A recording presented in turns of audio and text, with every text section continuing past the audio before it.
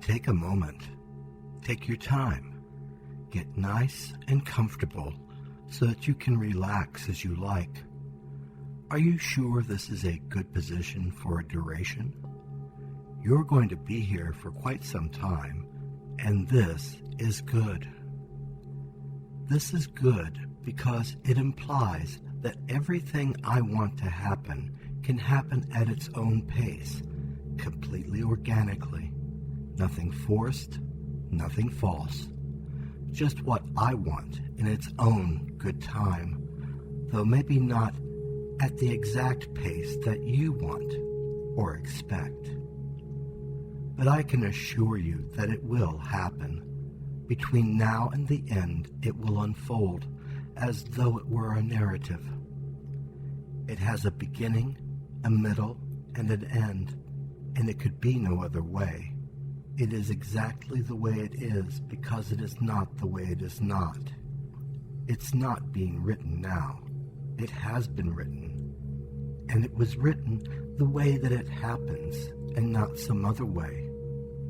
Consider that for a moment.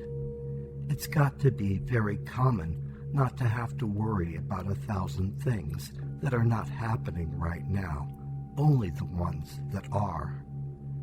You, on your back, listening, breathing, and my voice, up above you, telling you how it is, separating what's not happening from what is.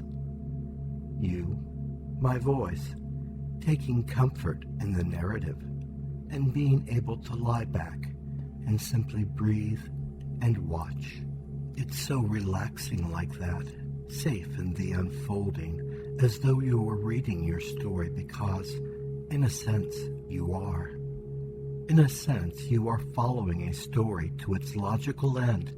That's all you have to do. There isn't a trick to it, and you can do it how you want, at your own pace, in the position of your own choosing. You can relax in any way you want. It's an arguable logic from start to end. This is a story, so listen to me, and I'll tell you something critical. Listen now. I know something, and I'm going to share it with you, and when you hear it, it will be such a weight lifted off of you. When I explain it, you will feel like a great load has been lifted off of your mind, allowing you to truly relax, allowing you to float more freely above the petty distractions and conflicts. When I explain it, it will make so much sense. The truth is that most people, even very successful and intelligent people, even very powerful and controlling people, most people, almost all people, are actually lazy. Most people are lazy so that doing things is usually a question of fighting laziness. I know that I put off things to the deadline, and most projects fail from a lack of sufficient effort. It takes effort for things to get done, and it's actually very normal and very easy to fail. So it will be very easy when I ask you if you can just fail to stay awake for me. If you put in no effort at all, just laying there, breathing and listening, it will be so easy to fail at staying awake because your efforts aren't sufficient, and that's okay this time.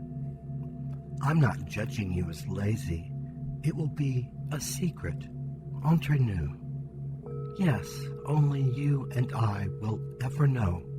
You didn't try to stay awake, and you failed to stay awake, and you can fail.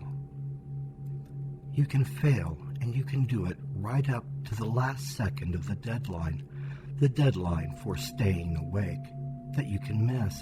It's okay if you miss the chance to stay awake, so that you go to sleep for me now. See? Nothing horrible happens, nothing bad. Once you were worried about failure to be in control or strong, and right now you failed, but it was perfectly okay. You feel good without feeling guilty about it. It had to be like this because this is how it is, and not the 1,000 other ways it could be, and it's not, and it's okay.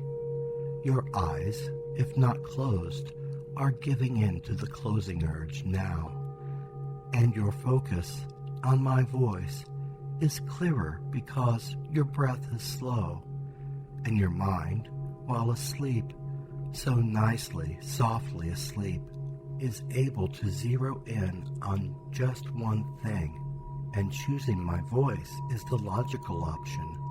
It's the first thing you notice inside this nice, soft, light sleep.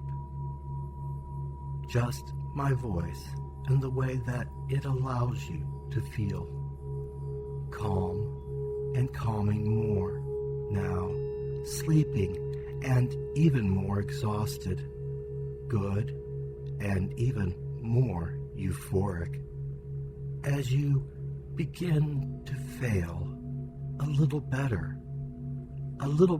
in losing control and letting things happen to you that you might not understand, because on the other side of that, sometimes it turns out badly, but sometimes it just feels so good. So good, feeling the resistance in your body being replaced completely and totally with feelings of deep relaxation, and feeling the resistance in your mind, the resistance you have to the idea of failing, being replaced completely with my voice, which is telling you that you are failing better and feeling better, and that you are becoming free of the feeling of being afraid to fail. And this is so important because consider it for a moment.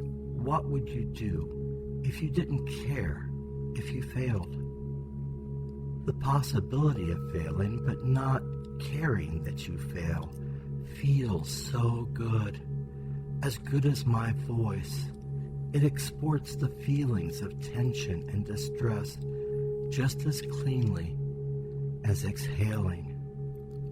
I am going to count from 1 to 3, and then you can exhale if you need to, and you can exhale out the way that you feel when you are worried about failing. 1, 2, 3, exhale and feel better now.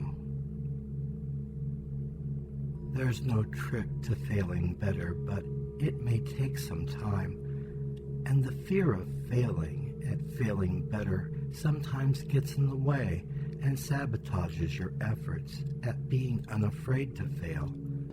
And this is liable to happen, and when it does, you will still only know that you are in the process of worrying less and less preemptively about what it is like to fail, even failing at being willing to fail, and you are beginning more with each breath, with each moment, to invite the possibility of successes with or without failures, to detach the question of success from the question of failure, to liberate your failures and the successes they are tied to. It feels so good. It feels so good to release the feeling of tensing up in anticipation of failure, the resistance in your body in anticipation of disappointment, and to release the question of disappointment or failure, to let someone else make the decision about whether your action is a failure to stay in control or a success at giving up control. Let someone else decide if your actions are to be praised as good or considered a failure altogether. Let someone else say, good, You just utterly failed to resist. If you fail to resist trance now, you may fail to resist trance again.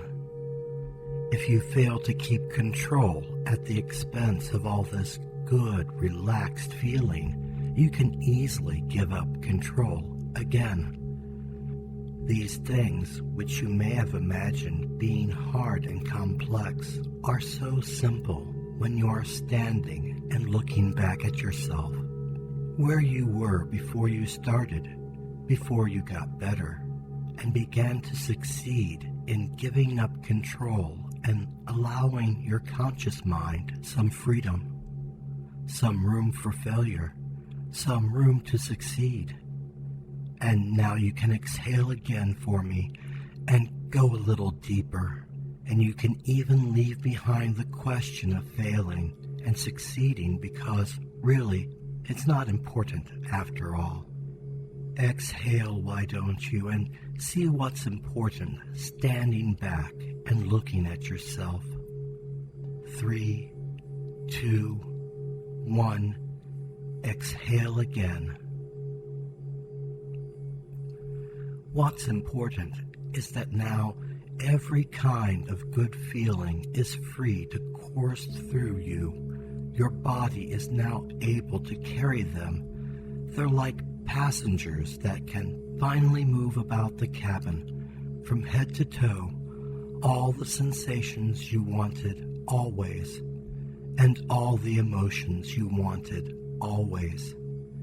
And you don't need to preemptively weigh them or judge them. You don't need to do a thing differently now. Nowhere to be but where you are. Nothing to do but follow my voice. It's every good feeling as you absorb this information with no effort and no distress at all. It's so easy. And when you wake, it will be with every good feeling, the eagerness to give up judging your own action, and a bright, restored, fresh feeling.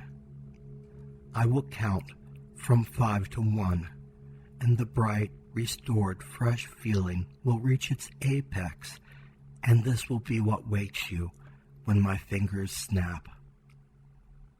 5, 4, 3, 2, and 1.